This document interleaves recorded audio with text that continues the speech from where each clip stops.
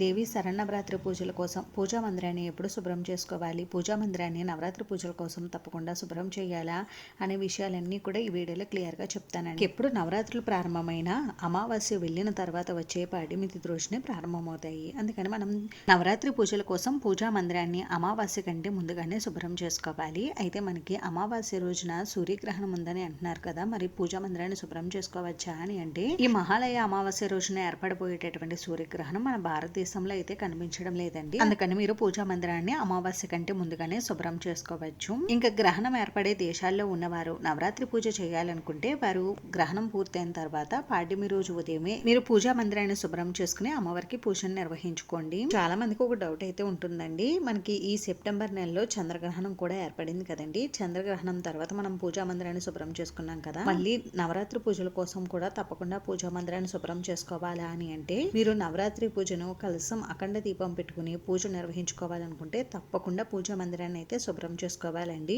లేదండి మేము నవరాత్రి పూజలను నార్మల్గా సింపుల్గా చేసుకుందాం అనుకుంటే, మీరు చంద్రగ్రహణం అయిన తర్వాత పూజా మందిరాన్ని శుభ్రం చేసి ఉన్నారు కాబట్టి పూజా మందిరాన్ని శుభ్రం చేసుకోకపోయినా పర్వాలేదు. చేసుకుంటే మంచిదండి, చేసుకోలేమండి మాకు అంత శక్తి లేదనుకుంటే చేసుకోలేకపోయినా పర్వాలేదండి. వాటర్లో పసుపు కలిపి ఆ నీటిని పూజా మందిరం అంతా కూడా చిలకరించుకోండి. ఇంకా మనకి 2025 సంవత్సరంలో దేవి శరన్నవరాత్రులు 2025 సెప్టెంబర్ 22 సోమవారం నుండి ప్రారంభం అవుతున్నాయి కాబట్టి మీరు సోమవారం కంటే ముందుగా అంటే సెప్టెంబర్ 18వ తేదీ గురువారం రోజు, లేదు అంటే సెప్టెంబర్ 20వ తేదీ శనివారం రోజు పూజా మందిరాన్ని శుభ్రం చేసుకోవచ్చు. ఒకవేళ మీకు ఈ 2 రోజులు కుదరకపోతే పాడ్యమి రోజు అయినా సూర్యోదయం కంటే ముందుగానే పూజా మందిరాన్ని శుభ్రం చేసుకుని అమ్మవారికి పూజ ప్రారంభించుకోండి.